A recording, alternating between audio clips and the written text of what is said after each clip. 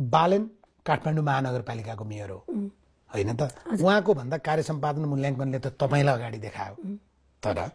अहिले बालेन भन्दा रेणु उत्कृष्ट भनेर मैले भने सबभन्दा धेरै गाली खान्छु तपाईले पनि खानुहुन्छ होला होइन अब स्थानीय पालिका नै तपाईकै चितवनमा हेर्यो भने ती स्थानीय पालिका भित्र पनि तपाई उत्कृष्ट हो त्यो पनि छ तर धनगढी धरान र काठमाडौँलाई चाहिँ छुट्टै तपाईहरु चाहिँ सिल्ली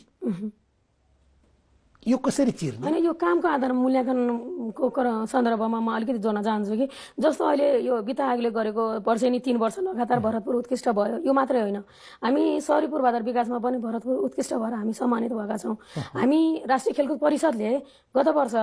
अब खेल पूर्वाधार र खेल गतिविधि बढी गर्ने पालिका 753 को मूल्याङ्कनमा भरतपुर 1 नम्बर भएको हामी सम्मानित भएका थियौं तत्कालीन प्रधानमन्त्री शेरबहादुर देउवा हुनुहुन्थ्यो उहाँले नै महानगरपालिकालाई यहाँ राष्ट्रिय खेलकुद परिषदले गरेको कार्यक्रममा आयोजना गरेको कार्यक्रममा बोलाएर हामीलाई सम्मानित गर्नुभएको थियो अब त्यो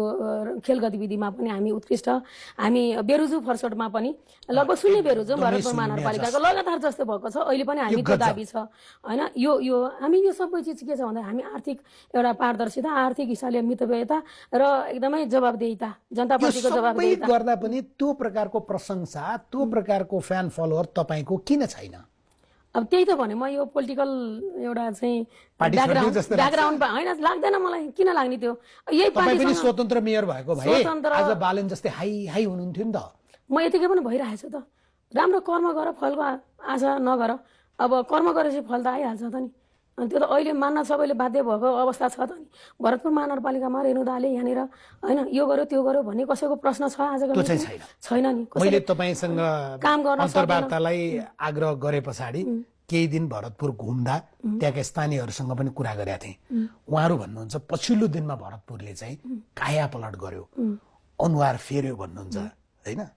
तर केहीले चाहिँ आलोचना के गरेको पाइयो त मैले सञ्चार माध्यममा पनि पढे